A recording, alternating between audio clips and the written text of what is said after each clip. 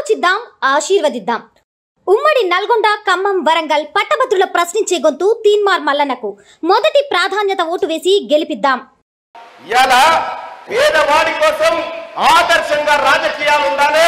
రాజకీయ నాయకుడు అంటే జవాబుదారీతనం ఉండాలని అమ్మా, నేను నా భార్య నా ఇల్లుల వద్ద సంపాదించుకున్న 1.5 కోట్ల ఆస్తిని ప్రభుత్వానికి రాసిచ్చి ఎన్నికలకు వచ్చిన తల్లి. నేను డబ్బులు పంచడానికో ఈ దందా చేయడానికో రాలే.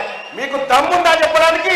కేసీఆర్, కేటీఆర్ నీ జీవితం ఎట్లా ఉండే 2014లో ఇవాళ ఎట్లా ఉంది నాకు తెలియదా? నీ ఇంట్లో బియ్యం బస్తా గతి లేకపోతే ఆళ్ళు చందాలు వేసుకొచ్చి కొనిచ్చినారు నీ బియ్యం బస్తా. నువ్వా నా గురించి చెప్పేది?